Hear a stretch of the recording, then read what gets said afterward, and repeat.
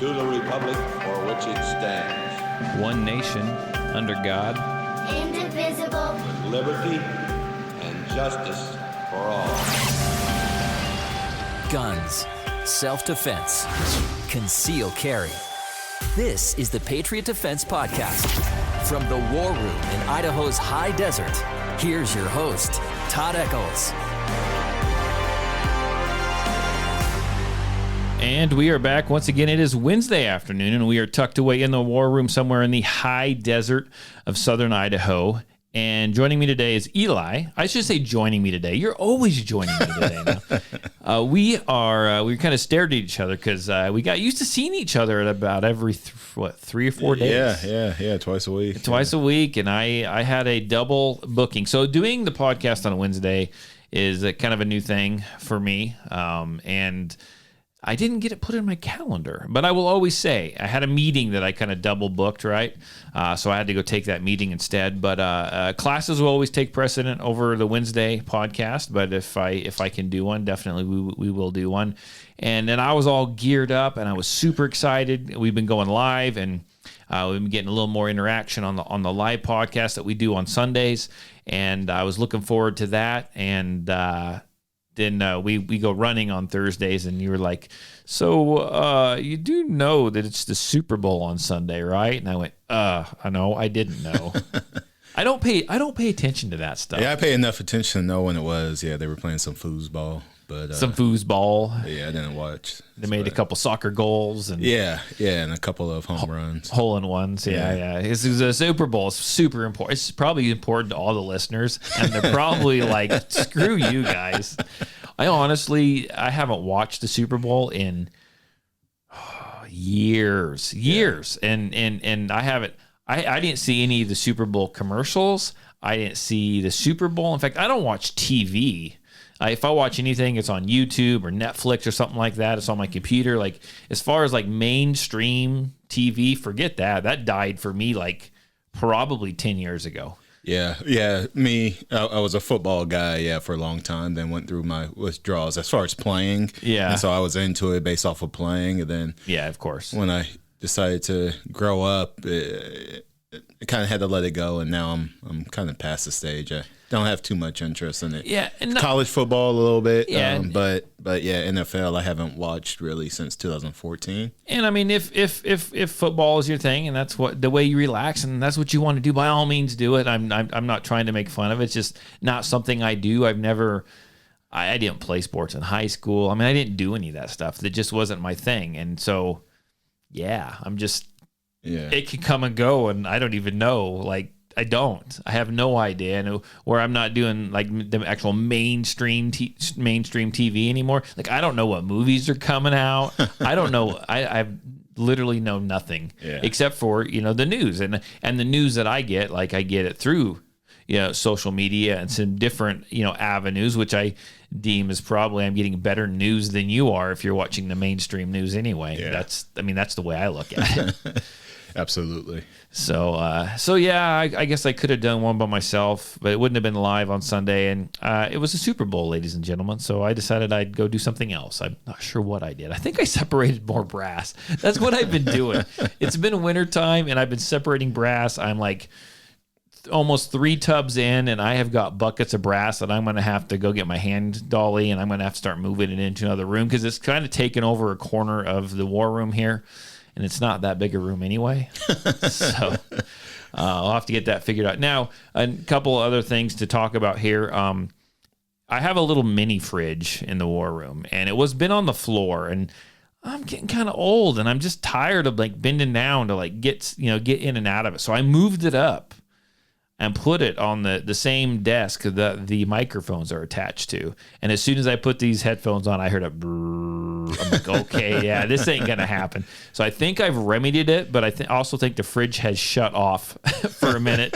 So if it comes back on and you hear some horrible noise in the background, it won't. We're just gonna have to deal with it, and I'll fix it but by Sunday, I'm not gonna deal. I like it there, but I'm not dealing with that noise. I think it adds the ambiance, right? That little humming. We're in the war room. We're in the war, bunker down the north. So that little hum. I need to play something with like explosions and stuff.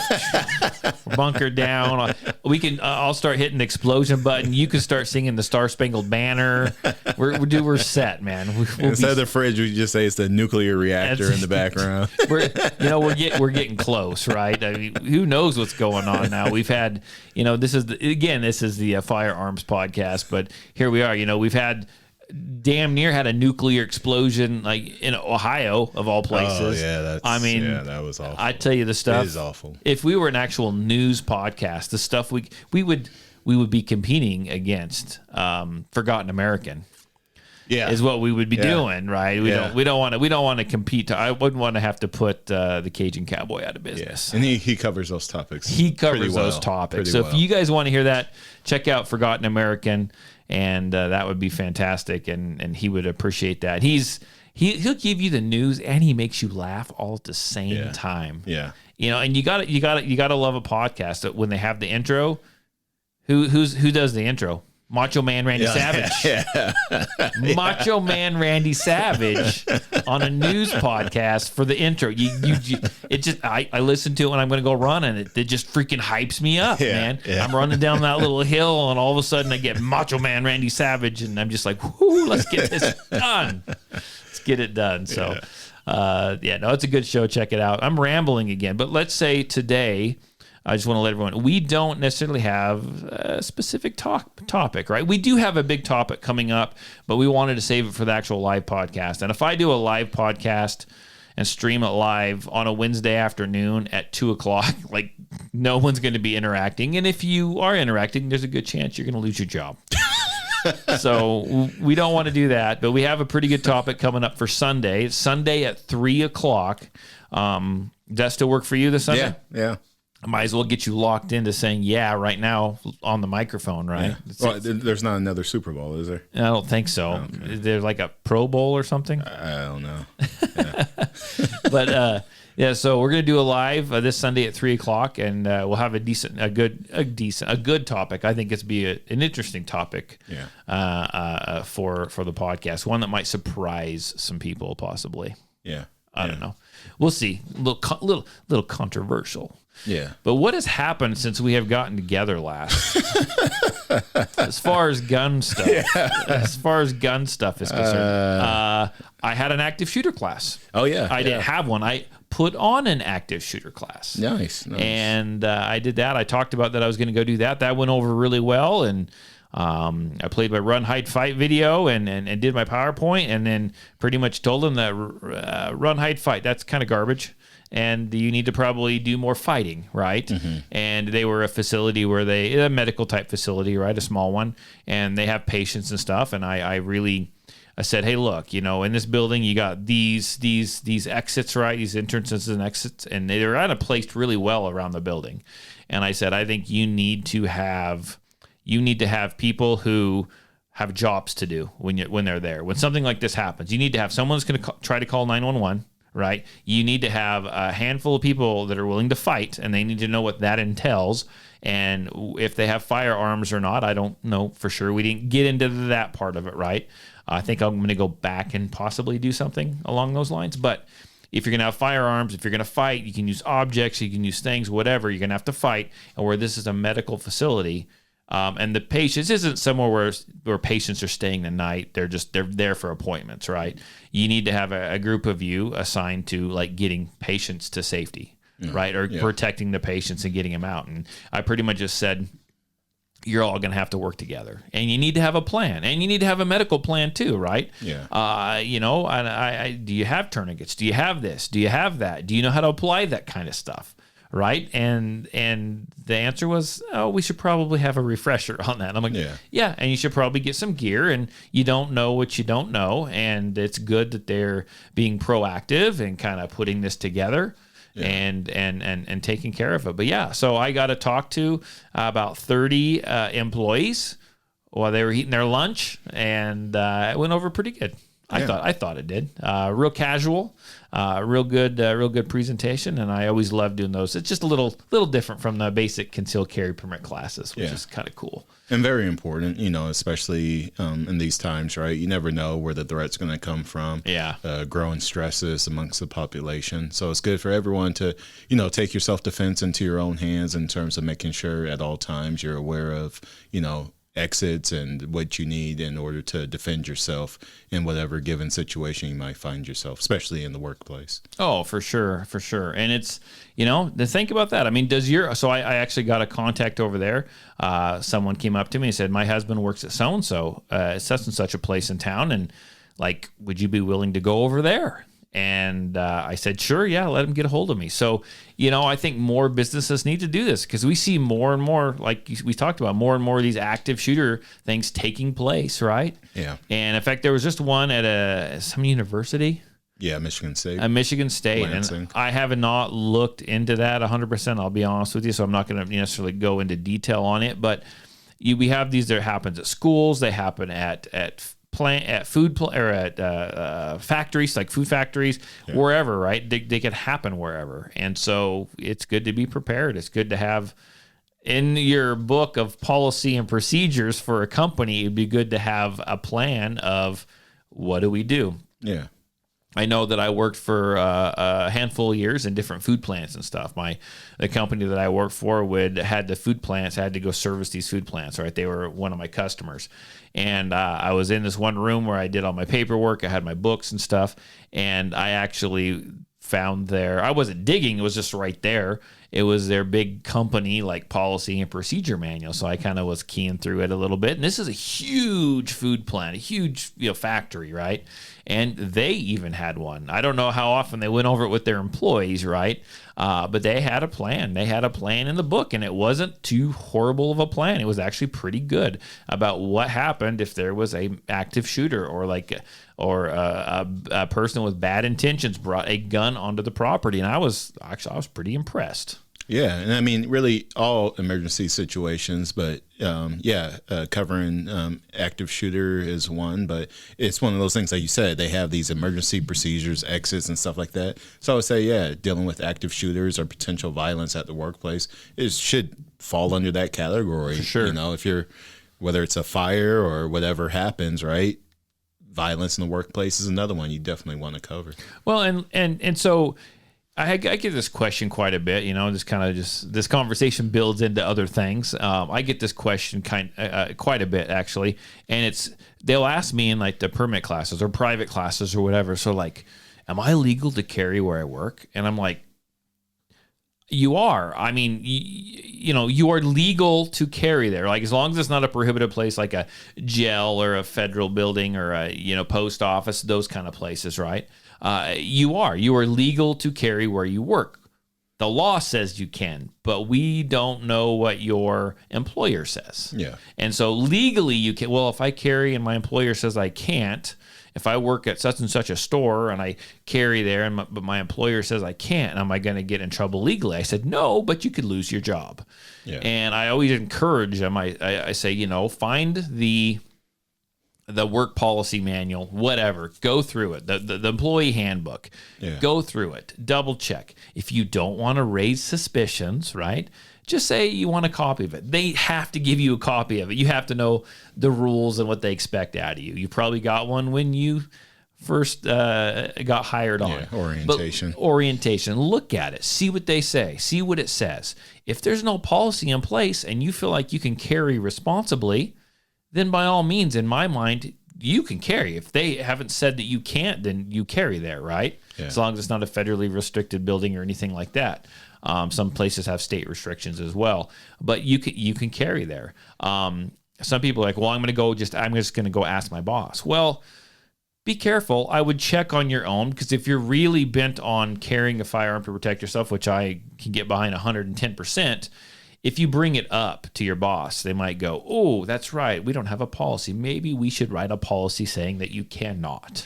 Yeah, it's a tough one in that regard. Like you said, if you basically read the policies prior to approaching your boss, your management, but say like it seems like the policy either doesn't mention it or maybe even speaks to it as if like you are allowed to. I would say you touched on it earlier in terms of maybe, like I said, get a good feel for your workplace. But it might be, like you said, as far as everyone having a job, in case of an emergency, it might be that to where it is important, perhaps, that, you let your manager know, and maybe people knowing that you are the one with the firearm on you. It could be that situation arise and someone sees something suspicious and maybe you're in the lounge or in your office, whatever. They come get people you. know to let you know, hey, Bill, can you come out here and, post and be around because I have a bad feeling about this guy or gal in here. So, yeah, but know your situation and like I say, yeah, maybe it could be to your benefit as far as you're the guy people are going to go to as they leave for an exit or whatever, and triage others. Maybe you're the guy who, hey, can you get up here and can you help? I think the fridge kicked on. The nuclear reactor, yeah. I can see it glowing. I'm going to try to get this out. So you may or may not hear this. I think I'm a good enough editor. Just give it a minute. There. If I have a couple seconds with no sound, just that, I can usually isolate that sound and pull it out. Okay. That's what we're going for. All right. I like that fridge there. Dang it. I'm going to have to build its own separate shelf now. Anyhow, but no, it's what you're saying. What you're saying is correct. And just like if you're going to carry just on your own and just in public to run errands and stuff anyway, and then you're carrying to work on top of it, do yourself a favor. Make sure you have training. Get training. Know how to use it, right? Know how to use it, not to protect yourself as just to protect yourself, but to protect others, because you're going to be in an environment when people are running, people are screaming, there's lots of stuff going on, and you have to be proficient with it. Not only standing static at a range shooting at a bullseye style target, right, with no pressure, with no stress, with no anything. If you can, you need to be able to do that as well, but you have to be able to draw and shoot. You need to be able to take cover and shoot. You might have to draw while you're crouched down behind a desk. You might, whatever it may be, there's definitely a skill set there that you need to possess, or you need to have tried to do this before. And trying it for the first time when you have to use your firearm is not a good idea. And even identifying the target or the threat, right? I believe you have the simulator, right? That kind of training is good because it might, say you're in your workplace, right? You come out, you're trying to, you see people running, you're trying to figure out what's going on, and say you are someone who's looking to defend, right? You got to figure out who's the culprit, where they're at, when you have a shot, when you don't have a shot, you got to be able to identify those kinds of things. And that simulator you have, it's one of those good ways of doing that, getting that training so that you can quickly identify your target. Yeah, for sure. You need to reach over and unplug that thing. I'm not listening to that. I feel like it's amplified. It's going to come out. Oh, so much better. So much better. I'm going to have to figure that out tomorrow because I'm not doing that. So anyhow, but no, and that simulator is great for that. And it's something that we're going to be using. So we've talked about it before, but I started all my men's group and my women's groups, right? And this is tonight. This is when they all start their second classes. And so tonight I got the men's group showing up. And I got the simulator. We're going to use it because it's good for skills set like that, but it's also good to use when it's crappy cold outside and dark. Yeah. And so I was going to actually use it tonight, but I got a lot of newer shooters in the men's group, and I'm having them bring their guns tonight. and they will not be loaded. And we're going to work on fundamentals. We're going to work on trigger press and stuff like that in the classroom. They don't know what they're in for tonight. They're going to, hopefully they don't get, well, I guess they've already paid, but hopefully they don't get bored. But what people don't understand is we're going to spend some time on trigger press tonight. We're going to spend some time on dry fire, because that is something that you need to instill in yourself. Yeah. That is something that you need to do and you need to learn. So we're going to spend a lot of time on that. And then I'm doing that tonight because then the next time they show up, that's when I'm going to put into play the shooting simulator, because once I teach them the trigger press and they know what it is, then they can practice it at home, and then they could take the gun, the airsoft guns, right, for the shooting simulator, and then they can practice that trigger press on that using the simulator, and we'll be able to see where they impact. Nice. And so I was going to jump the gun, and I had it backwards, and I was like, that's not going to work. We need to flip it back. Yeah. They need to get some trigger time first, right? Yeah. And so I have my women's group. This is the advanced group. These women, this is like, some of them is like their third or fourth year here. They're going to meet tomorrow night, and they it's like they've been through all this like numerous times, but again, it's like I talked to them and they haven't shot since November of last year, and I doubt that they've dry fired. So I'm doing the same thing with them. They're gonna probably, some of them are gonna like roll their eyes. Oh, this is so boring, but it's all about the basic fundamentals. Yeah. We need to start again and get you guys back in line again, and then we'll take off running even faster this year with the advanced women group than we have before, because you're not beginners anymore, but everybody, even your professional shooters, they do the dry fire. And I'm doing this too because I've got a firearm. I got my new firearm. And Todd needs to do a little dry fire too.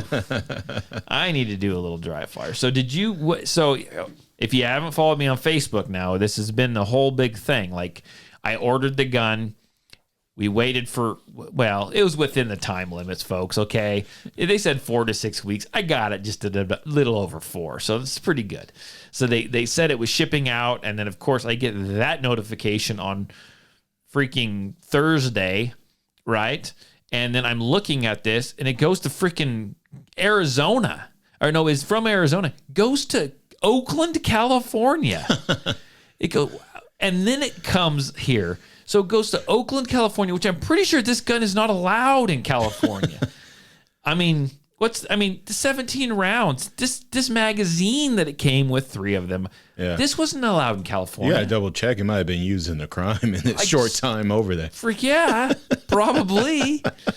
And so I'm like, I looked at that and I posted it on Facebook, like, that's a restricted firearm in that state. Yeah. How come that's there? Now, here's the funny thing, because I've heard of people that fly with their firearm. This is interesting. Mm-hmm. So I'm sure there's some loophole or some rule that has to be, right? Yeah. So this is a restricted firearm. As far as I know, just with the mag capacity, this is restricted in California. Yeah. Like, if I lived in California, I could not order this firearm. Yeah, 10 rounds. Max. Right? Yeah. So it goes from Arizona to California, and then back up to Salt Lake, and then to Idaho. So if I were flying with a firearm, and I've heard of this, maybe not in California, but back east, if I am flying with my firearm and I check my firearm, and like there's like a layover, and like we land in a restricted area, like a state that doesn't match the firearm or the mag capacity, and my gun's not on me, but it's on the plane, people have gotten in trouble for that. Oh, really? Yeah. Oh. So why would they get in trouble? But yet they can ship it to California. Well, it is the Postal Service, right? So, yeah, well, it is, but they get it's federal. They get oh, you're right. I didn't. Yeah, you didn't. Well, it's rules for it's FedEx though. Yeah. Is that still federal? Well, they probably pay them enough. Yeah. Anyhow, I was so excited. I got the notification on Thursday, and then it like sat there for freaking ever, and then it ended up in Oakland. And then I'm thinking, ooh, it's coming in. It's coming. It's going to be Monday. It's going to come in Monday. They got notification. It's going to be here Monday. It's going to be here. And then on Monday, it's like, it's out for delivery. It's here. It's out for delivery. And I'm like, yes. And so, I mean, I don't live a long way from, I live about 30 minutes from Twin. And so I'm going to like combine it with some trips, right? Because gas ain't cheap. Fuel ain't cheap. And my time is, I need to have lots of sit down time. I don't want to drive. I need to relax at home. And so I went into Twin, and then I get this notification that says, your delivery date has been changed till Tuesday. And I'm like, what the hell? So then I came all the way home, and then about 2 or 3 o'clock in the afternoon, it says, it has been delivered. And I'm like, you bastards. You're right. So then I drove all the way back to Twin and got it, because I was not going to let it sit there. I just wasn't. I needed to get my hands on it. And for those who don't know, I got an HK P30. I've said it numerous times. HK P30. I ordered it through. It's got the LEM trigger. I ordered it through Langdon Tactical, which they put in a Gray Guns trigger, their extra light trigger job, and that trigger is pretty nice, isn't it? Yeah, it is. Extra light trigger job, and then they milled it out for a red dot for an optic, which is, from what I hear, pretty hard to do on the P30s. They had to figure out how to. I don't know about the gun, but they had to figure out how to do it. So I've got it now. I've got my red dot mounted on it. I put that Talon tape on it, that Talon grip tape, because I have to have lots of grip on my guns. So we're gonna try that over my ugly rubber $7 Hogue grips that I know Magnum absolutely hates those. You gonna put that ugly rubber grip on that thing?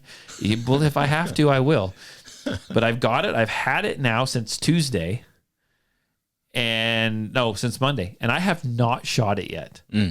Because I woke up on Tuesday, and it was like winter all over again out there. Yeah. I mean, people are texting me. People I know, have you shot it? Have you shot it? I'm like, no, it's like 30-mile-an-hour winds and like 18 degrees out. I'm not going to go shoot it. It's like, you got a range, right? You can't sneak out for 5 shots. I'm like, no, it's cold. I'm not a fan of the cold, at least this time of year. So I've got this gun, still haven't shot it, but man, I dry fired the crap out of it. Yeah. And what'd you think? You picked it up. What'd you think? It feels good. It's nice. Yeah, just that mag release is a little different than I'm used to. I thought I had long fingers, but the way it's positioned for me doesn't quite work. Other than that, I think it's a great firearm. This is European. This is European. That's a European paddle mag release. That right there is like a fine wine. So these are European. Do you have to start drinking like cappuccinos? I had a drink with my pinky in here. Yeah. Is it your tea time now? It is my tea. This is actually what is it? This is German. Oh, so you gotta eat sauerkraut. I got sauerkraut. This is as Magnum put it. He's like, welcome to being a gun snob. You have to say Z-gun. Z-gun. I got a Z-gun. And I'm going to shoot Z sights. Yeah. Or the Z targets. Yeah, and if you miss a shot, 999. But I plan on giving kind of a range report. And I will say, I was super impressed because we talked numerous times, because I like to complain and whine a lot. I bought that super fancy holster years ago, and it didn't come with a damn sticker. Well, it did come with a sticker, but they stuck it on the outside of the box.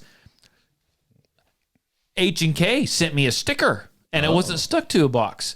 Langdon Tactical sent me a sticker, and it wasn't stuck to a box. Nice. Talon Grips sent me a sticker, and it wasn't stuck to a box. So it can be done. Yeah. Keeper's concealment. Do better. That's all I want to say is do better.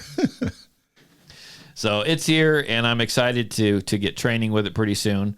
Just a couple of odd stories, interesting story. I saw this and I had a couple of people actually send it to me. I know the Cajun Cowboy sent it to me, and I'll just kind of give you I'll say a synopsis, but I'm going to continue to read. Oh, it wants me to continue on expand the article. Sorry. Okay, it says, a lawyer dies in a tragic accident after MRI machine's magnetic field causes the gun to go off. It says, this is down in Brazil. Mm-hmm. A Brazilian lawyer succumbed to his injuries weeks after he was shot when an MRI machine's magnetic field discharged his gun and shot him in the stomach. Hey. On January 16th, the lawyer accompanied his mother to Sao Paulo for an MRI. However, the hospital staff was unaware that he had a firearm and requested that all metal items be removed before entering the MRI room. Nonetheless, Novus refused to surrender his registered firearm. The magnetic field of the MRI machine pulled the weapon from his waistband, causing it to go off and hit him in the stomach. He was rushed to a nearby hospital and died 3 weeks later. Kind of a crazy story, right? But I mean, if you're going to go to some place that's got these strong magnets and they tell you like you need to like get rid of anything that's like metal on your person, I wonder. And he was it says in the article that he was an actual firearms like attorney. He was like a firearms supporter. My thoughts were, and I don't think it said in the article, at least not the one that I read, that maybe he wasn't allowed to have a firearm in there. Well, the context of it being in Brazil. Yeah. And probably not. Yeah, in the Brazil hospital, I would say, yeah, maybe you do need to have your firearm on you, but just make sure one's not in the chamber. How did the gun go off though? Yeah, if he had one in the chamber, if it pulled it out of him. Yeah, I don't know. And what firearm was it? Actually? Unless I wonder if it came loose and he grabbed it and I don't know what it said, and he grabbed it and hit that trigger. Same one Alec Baldwin had, man. Yeah, that one. Yeah, it fired on its own. So would you call that a accidental discharge or a negligent discharge?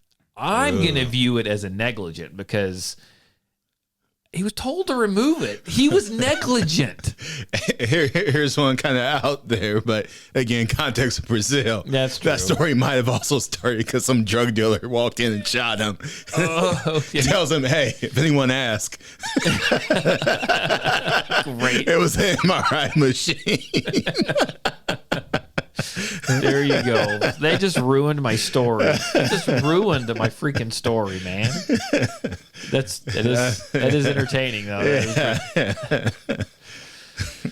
Oh man. So what else we got going on here at Page? I said this is just kind of we're shooting from the hip on this episode now. I'm telling and we got the episode coming on Sunday, so that's some stuff where we want to show I don't want to show my hand yet, right? What I'll try to do on the episode on Sunday is maybe I'll put out the question that morning or later Saturday. Saturday, actually, I'm going to be pretty busy. I've actually got a permit class on Saturday. Mm-hmm. Not as big as the last one, but I do got quite a few people in there. And so it should be beautiful weather, like 42 degrees, which is like great here, and like 6-mile-an-hour winds. Fingers crossed it stays that way. But that should be a good day for a class. Yeah, it should be. Even tonight, with your class tonight, it should be. Well, we're not going to be outside. It'll be in the classroom. Yeah, that's right. It's the time. It's the whole. By the time they get here, that sun is set. Yeah, that sun is way set. Oh, look at that! A potential spam is calling me. Potential. Potential. I'm really excited too because every year I rearrange the range. Yeah. But I'm actually having some dirt work. Some guy bringing some dirt and doing a little dirt work on the range. I've got my my must-have and then my wish list. So we're gonna work on my must-have, which is more dirt on the backstop. Yeah. And I got to do that about every couple years. And then we're going to try to raise it a lot higher. And I might be on the lookout for some more. Last time I asked this, I got just for weeks people telling me to come get them. But I might be on the lookout for some more old tires. Oh. I don't need rims. If I need them, I just need tires. I don't want your metal freaking rims. I want just old tires. And I'm going to be very picky about this because there's a lot of people with old tires like that I can get, but I'm not going to go pick them out of your Black Widow rat laden shed on your house because you just want your shed cleaned out. I appreciate it, but I'm not doing that. During the middle of the summer, I had a lot of people offered them up, and I'm like, I'm sure there's like dangerous insects and like hornets in there, and I'm not doing it. Yeah. People just want me to kind of come clean their property. Yeah. All the tires I got, I will tell you, I was a little spoiled. All the tires I got, someone brought me and in a big truck from like Hazleton. Nice. Yeah. And he's like, I'll bring you the tires. I'm like, oh, wow. I'll sign me up.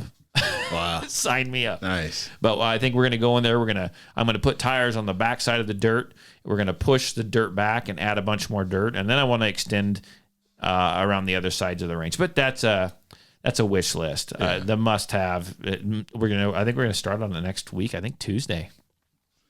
Nice. So I told the guys, like, you can't come in Friday.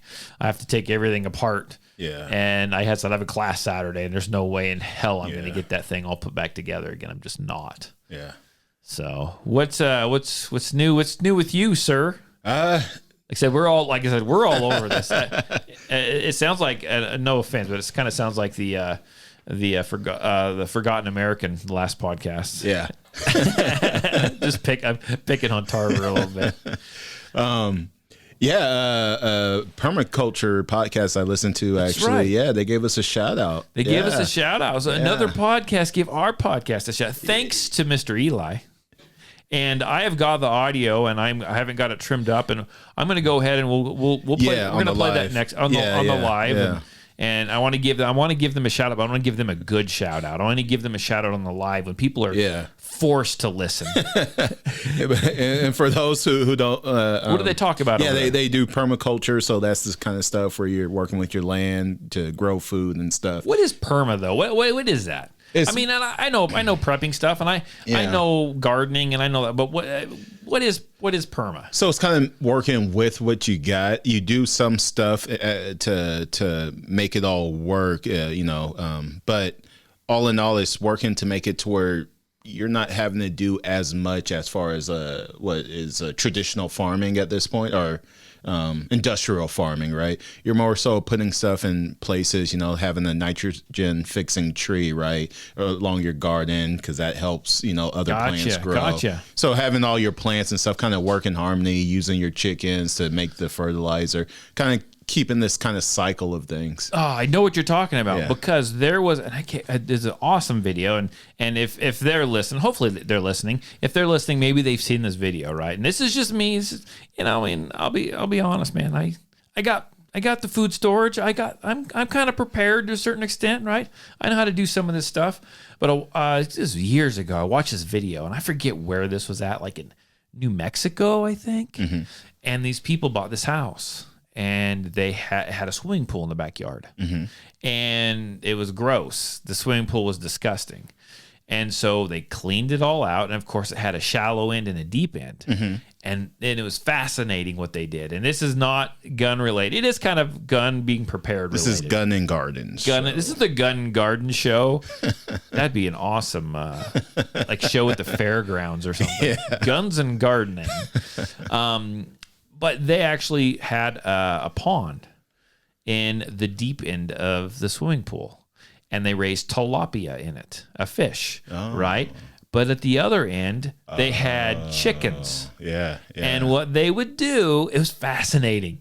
They had the chickens, they raised the chickens above the pond. Mm-hmm. And what they would do is they would... Oh, and they also used, they did, what's it called when you run the water? Hydroponic. They had hydroponics in there. So this was a complete, sealed system. It was freaking fascinating. Yeah. They fed the chickens. The chickens would defecate, okay, and it would fall into the fish, which would fertilize the water, and the tilapia, that's kind of what they eat, right? Mm-hmm. And they would eat that stuff. They'd use that fertilized water from the fish to grow plants, and then they'd take the waste from those plants after they got done eating, and they put it above the chickens, which the chickens would eat some of that. Then the bugs and the flies and stuff would start breaking down all that compost material. They would drop in with the chickens. So they had to feed the chickens at first to get them started. And then the bugs would fall down with the chickens. The chickens would eat that, lay eggs. They'd take the eggs. They'd continue to defecate in the water. And there's this great big circle. Yeah. Freaking fascinating. Yeah. Is that what these guys talk about? Yeah. They cover a lot of stuff. They work on acreage, but that's the kind of stuff, like if you have a smaller space and stuff, they kind of discuss and stuff how to best utilize what you have to create as much of kind of like a closed cycle, like a system. Yeah. System. And so a self-sustaining system that the average Joe can use. Now these guys, we'll try to relate this to the gun path. It's firearms. It's being prepared, but they also have a past, right? Like history. Yeah. Like the father is former Army. Awesome. And perfect. Yeah. So it is Perma Pasture Farm, and it's called the Pimp Cast, and it's called Pimp because it stands for Permaculture is my passion. Oh, sweet. Okay, so they had podcast form, and they're on YouTube as well, or yes, they're on YouTube. is the as podcast well. on YouTube, or can you get the audio version of the podcast? They like on do a pod that player? right now. I think they're working on putting it on YouTube as well. But right now they keep the podcast audio, and then they do their other shorter videos typically on YouTube. I'm gonna go check them out. So I appreciate being shouted out. That's Perma Pastures Farms. Perma Pasture Farm. Okay, well I'll check them out, and we'll have to play their little audio. It was a cool little message. I just didn't get prepared enough to get it recorded on this thing. Yeah, I was too worried about the free refrigerator making noises over there. So, anything else we want to bring up today? Or should we just call her good and save everything for Sunday? Man, especially when we didn't do it on, I guess, Wednesday and Sunday. There was so many stories, and then the way stuff moves right now, you're like, well, we're too busy. That story's old news. Yeah, we're too busy. They're too busy shooting down things out of the sky. Yeah, and there was almost like a nuclear holocaust going on. Yeah, I will say though, the most important story was, luckily our FBI and NSA stopped a couple in Nevada from destroying Baltimore, because that was the biggest threat. Let's talk about it. They were going to go with their guns. And they were conspiring. They were going to go was it the power stations? Shoot up the power stations to make Baltimore living hell. But I think with their guns. I think the Democrats beat them to that, though. Yeah. With their guns. So that would give them another reason to chase down our firearms. Yeah, exactly. That was a problem. They can't find any of these other, reasons why these power stations are going out, but they stopped a couple 3,000s away from Baltimore. I tell you what, it always comes back to the firearms. Yeah. It always comes, those evil freaking firearms. Yeah. I mean, the amount of UFOs we're seeing, I might need it to protect myself against a weather balloon. Yeah. But don't you dare have a brace on it, right? Because maybe that's what got that couple. It was probably like they couldn't do it, but they had braces. So that's right. That totally would have destroyed Baltimore. Yeah, the ATF making laws again that I don't know, last I heard they can make laws. Yeah. But they do. Yeah. Go figure. Yeah. Well, I want to thank everyone for tuning in today. Sorry we missed a couple weeks. You know how it is over here. We just get you guys kind of hooked, right? We get you guys on a roll, and then we jerk the bait away from you. We jerk it away, the show away from you for a couple weeks. Yeah. And I apologize, but that seems to be the routine around here. But we'll get back after it. And thanks for listening. Share it on your social media. Go check out Perma Pasture Farm. There you go. Pimpcast. The Pimpcast. That's what we should have named ours. Pimpcast. That's what we should have named it. I don't know why, but that's cool. I'm very jealous of the name of their podcast. The Pimpcast. Right. I hang out here with my pimp juice, doing the Pimpcast with my high point. Hey, you heard yourself running. You're gonna need the pimp cane. I need the pimp cane. That's right.